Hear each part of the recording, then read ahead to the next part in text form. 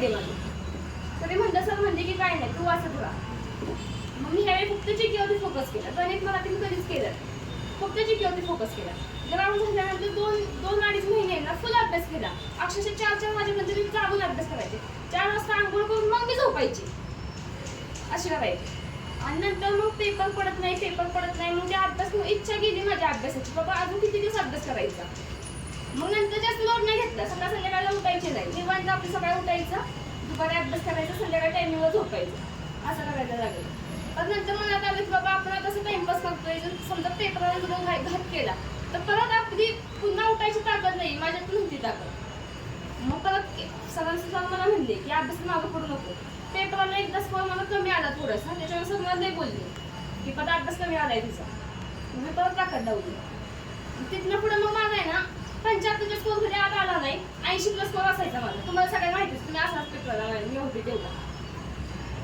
ते सगळं फक्त सरांच्या प्रॉब्लेम झाले आणि ते सरांनी करून घेतले एवढं सगळं म्हणून. त्याच्यानंतर झाले एक्झाम, पेपरला गेले, सरांना फोन केला की सर पेपर आहे माझा असा. त्याच्या आधी झालेला आदल्या दिवशी 4चा पेपर. तर सर काय म्हणले नाही, कारण पेपर झाले का त्याच्या आधी. आणि त्या दिवशी ना 4चा पेपर होता काहीतरी, नाही 4चा झालेला पेपर. तर सर काय म्हणते 4ला जीके जास्त पडले आणि अवघड पडले. तू टेलिग्रामला वगैरे बघशील, बाकीचे टाकतील शिक्षक पेपर अवघड होता, हे होता, तू टेन्शन घेऊ नको, डिप्रेशनमध्ये जाऊ नको. तर मी सांगतोय बिनधास्त जाऊन पेपर दे. काय नाही, मी तसंच केलं, काय टेन्शन घेतलं नाही, काय नाही. काय गेले, मला पेपर बघितला. पेपर वाचायला आली की हाय आपण अभ्यास करायचा तर थोडंफार आलं, त्याच्यामध्ये हिंमत आली पेपर द्यायला मला. आणि पेपर दिला मी आणि गेलेला बऱ्यापैकी मला पेपर सोपा गेलेला. मला माहिती होतं की मी तेवढा अभ्यास केलेला. पेपर गेला सोपा मला. बाहेर आले, सरांनी मला फोन केला की स्कोर चेक केला असता. म्हणजे नाही अजून घरी नाही पोचले. मग घरी गेले, पडली की मी पहिला स्कोर मला चेक केला. तर स्कोर केला म्हणजे मला उत्सुकता होती कारण की पेपर एवढा सोपा गेलेला मला की असं झालं कधी मी स्कोर चेक करते माझा. आणि तीच वेळ गेल्या वर्षी होती की सरांनी मला 4 वेळा फोन केलेला की स्कोर चेक कर, पण मी स्कोर मला चेक नव्हतं केला की मला माहिती पेपर किती अवघड गेली. तेव्हा मला 65 स्कोर आलेला आणि मी 87 स्कोर आला माझा. सर मी सांगितलं सरला फोन करून की सर असा स्कोर येतो. 86 आला पहिला स्कोर. मग मी सरांना भेटायला नाही केलं, म्हणजे जायच्या आधी घरी इकडे आले की सर मी जाते, आता झालं पेपर वगैरे सगळं मला जाते मला. सर म्हणजे ठीक आहे. मग स्कोर सांगितला. सर पण एवढे खूप झाले की तू एवढा स्कोर काढलास. हां, आणि मला फिजिकल पण बघायला चांगली मार्क होते, 41 मिनिटे पण चांगलीच होती मार्क. ते झालं की मग मी गेले घरी आणि घरच्यांची मला इच्छा फक्त मम्मीची की कधी रिझल्ट लागतो. पप्पांच्या डोक्यात एक टेन्शन होतं की कधी माझ्या मुलगीचं काम होतं. बाकीच झालं त्यामुळे ते होते खुश, पण त्यांचं मेन माझं होतं. मी लाईफमध्ये माहिती का जसं मला समजायला लागलंय ना तसं माझं एकच स्वप्न होतं की फक्त वरती घ्यायची अंगावर. बाकी त्यांचं असतं की मला हे व्हायचं, बाबा ह्यात नाही असतं हे व्हायचं, असं मी कधीच केलं नाही. जसं मला कळायला लागलं ना तसं एकच माझं स्वप्न होतं की मला फक्त वरती पाहिजे. मम्मीला घेऊन आले मी अकॅडमीत. सरांची गाडी घेतली. माझी फ्रेंड आहे सातारमध्ये दोघं तिघं. त्यांना सांगितलं की मला अकॅडमी लावायची. सरांनी सांगितलं, मग 2-3 अकॅडमी सांगितले, राजे राजमुळे अशी नावं घेतलेली तर मी फर्स्ट टाइम सरांना भेटायला आले. मग मम्मी म्हणते की 1 महिन्याचं ॲडमिशन घेता का, तेव्हा सर म्हणते की नाही 3 महिन्याचे ॲडमिशन एकदम घेतो. मग तेव्हा मला पैसे आणलेच नव्हते. मग परत घरी गेलो आणि सरांनी म्हणजे ते सांगायला लागले नाही की माझं फिजिकल असं असतं, हे असतं, मी असं करून घेतो. त्यांचा कॉन्फिडन्स वगैरे ते बघून आहे ना मम्मीला म्हणली की मला तिथेच अकॅडमी लावायची, कारण की मला माहिती की मला तिथून जवळ घेतल्या अशी म्हणली मम्मीला. आणि मी दुसऱ्या दिवशी पण पैसे घेणार 3 महिन्याची मी ॲडमिशन करायला. तिथं आले, सरांना वाटलं हाईट बसणार नाही. मग सरांनी बघितले आहे तर मी म्हणलं बसते माझी हाईट, थोडी काय आहे पण बसणार माझी हाईट, मला माहिती, मला स्वप्न म्हणलं बसणार हाईट माझी. आणि मग हाईट म्हणजे डाऊट होता. मग कुठे ताऱ्यावरती वगैरे गेल्या, माऊलीला गेलं की तिथं लोंबकाळ्याला होतं.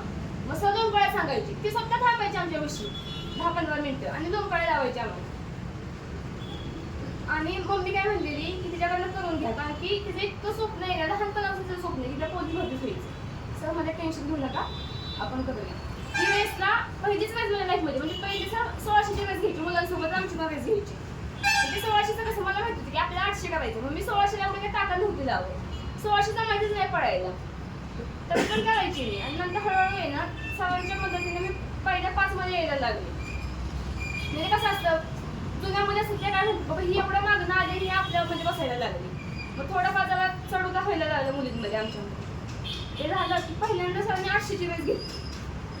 मी निघाल्यावरती चालत सर मला म्हणले तुझ्या लाईफमध्ये पहिली आणि शेवटची रेस ही मी तुला ऑफर देतो, 2-4चा टाइम टाकून दाखव, तुझी जागा फी माफ करतो. त्या दिवशी काय डोक्यात काही हेच नव्हतं की बाबा म्हणजे काय कोण पळते कसं पळते काय घेणं नव्हतं मला फक्त माझं टायमिंग बसवायचं होतं. सरांनी जे गो म्हणजे तिथनं जे चालू केलं, कोण पुढे जाते कोण मागं राहते काही घेणं नव्हतं, मला फक्त टायमिंग बसवायचं होतं. लागले पळायला आणि उदय फौजी म्हणून होते तेव्हा टायमिंग बघायला आमचं. मग त्याने टायमिंग सांगितलं, मला टायमिंग पडलं 2:36.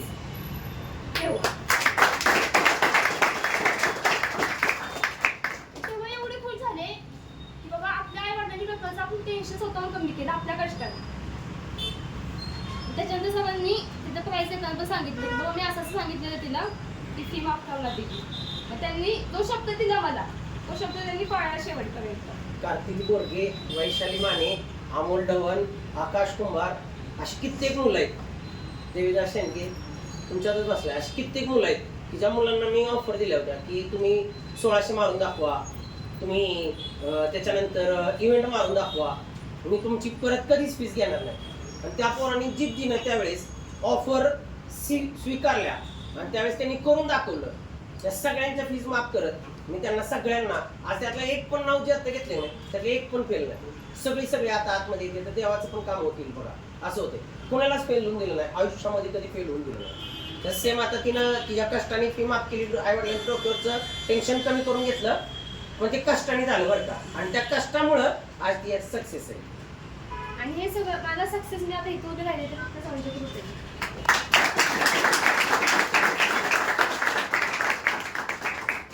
आपल्या लाईफमध्ये शिक्षक नाही भेटतात, शिक्षक असा पाहिजे की आपल्या विद्यार्थ्याला पुढे नेणारा पाहिजे. म्हणजे कुणाकुणाचं असते बाबा ही फी देत नाही आपल्याला, मग काहीच्याकडनं करून घ्यायचंय असं पण असतं करतो. पण तसं सहने कधीच केलं नाही.